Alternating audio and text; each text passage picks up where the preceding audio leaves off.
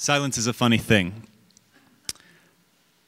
In those 15 seconds, how did you feel? How did silence affect your state?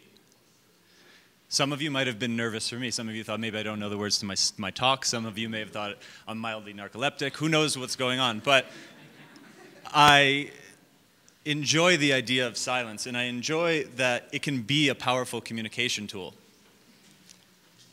We're conditioned to expect noise. We're conditioned to expect clutter and freneticism and distraction. But in the past few years, I've studied silence as a form of communication and as a way to build connection and to build presence and choice between people. So that's what I'm going to talk about. Now, for those of you who know me, that may sound super hypocritical because I'm talkative. I live in New York City, which is like the most frenetic place in the world. I run an ad agency. I mean, like, how could I be more hypocritical about the idea of silence when I am one of the biggest contributors to noise? We'll get there. So that realization about 2 years ago, my company's 7 years old, and about 2 years ago, I had the realization that silence could play a much more important role in our day-to-day lives and in the way we communicate with each other. And I set out to really make a systemic change in the way my business functioned. We sat down with all of our clients, and instead of just instinctually giving them what they wanted, we asked them the question, why do you think you want that? And we started having very different conversations than the ones we did in the prior 5 years. Clients were unsure how to react when the agency pushed back. When we challenged them, what we positioned ourselves as was less agency to brand, but more storyteller, more narrative builder, more connection maker. And it systemically changed the way they looked at us and the way they used us for their work. You know, there's an old adage, to a hammer, everything is a nail. And I look at our industry, and our industry is built on silos. You know, every silo being a hammer. And if someone walks into a digital company and says, this is my problem, this is what I'd like to market, and the digital company looks at it, and they look at it from all sides, and they realize at the end of the day, the best answer is going to be a TV campaign. How many digital agencies do you think tell them that? Because the interests are disaligned from the onset. Because agencies are going to serve their own needs and clients are going to ask for what they want, and at the end of the day, if you're not aligned, you're going to fail at the process. So we began to look at the industry and position ourselves differently. We positioned ourselves as media agnostic, which was in many ways, I got phone calls every day from people, my peers, people who run other agencies, and they're like, good luck with that, you know, because there's really no way that's going to resonate with people.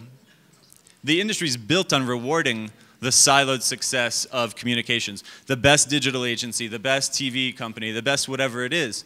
You know, we are rewarded for our ability to disrupt, to convince, to coerce, and otherwise distract you from what you may be thinking yourself. And so what we realized in that process was that there was one group who actually didn't think it was crazy. There was one group that actually really resonated with this idea. And it wasn't a market, it was people. We were talking like human beings to other human beings. We weren't behaving like marketers or salespeople. We were just building connection. So soon we started getting calls from a lot of brands. You know, GE, Levi's, as Claudia mentioned, even the TED conference itself. We work with TED. We build the connections around TED off the main stage for all of its brands and sponsors.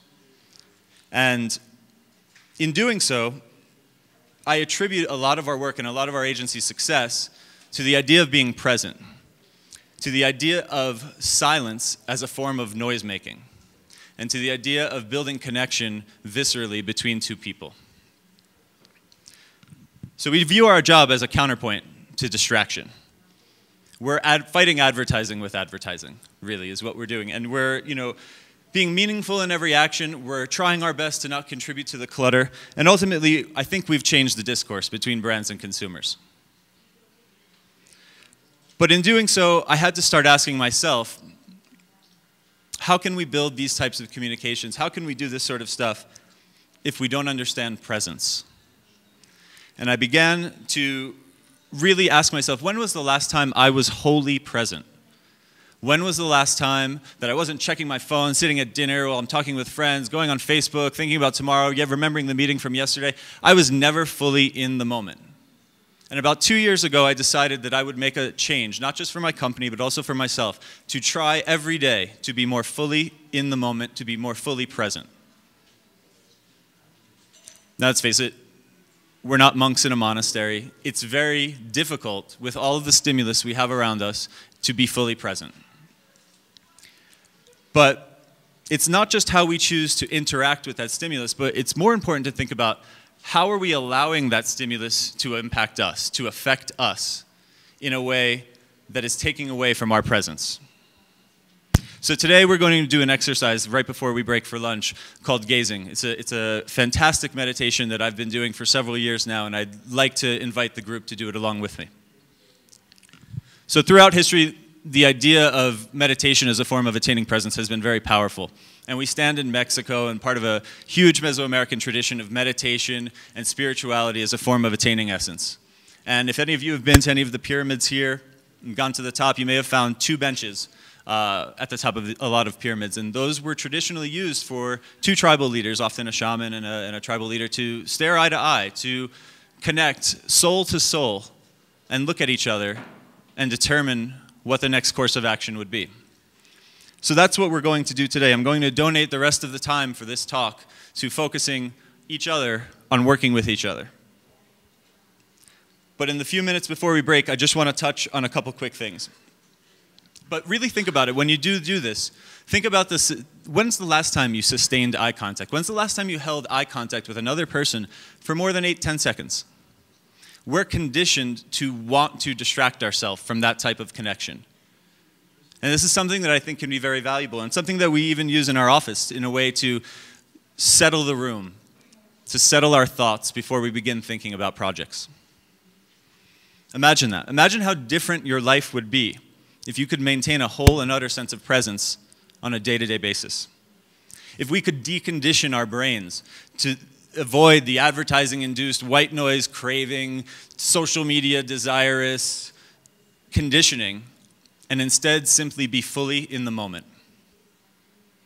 So with that, we're going to pair off before lunch, and we'll take 10 minutes, and you can take as long as you'd want, but I encourage you to take at least 10 minutes to do this exercise. If you want to work with someone you know, that's fantastic. You may come to know them more in the next 10 minutes than you ever thought you could. If you want to work with a complete stranger, you may know a stranger in the end of 10 minutes better than you know some friends you've had for 10 years. So a few points. Once you pair off, allow yourselves a few moments to let your breathing and your body settle. Make eye contact. In the beginning, you may find that your mind wanders, that you may be distracted, that your eyes may water, you may blink a lot. It'll settle. Give it time. Notice when the light changes. Lights will change. The face of the person you're looking at may change a bit. Try not to let your conditioned self wake your present self during this exercise. When that starts to happen, embrace it and try and hold it as long as you can, because it's a valuable thing. And when you're finished, make note of your state. Make note of how you feel and how differently you feel between right now and 15 or 20 minutes from now. And remember that with the right awareness and intention and purpose, you can live a life in that state. And it's quite beautiful. And silence and presence can be a more powerful means to building connection than discourse and dialogue. Thank you.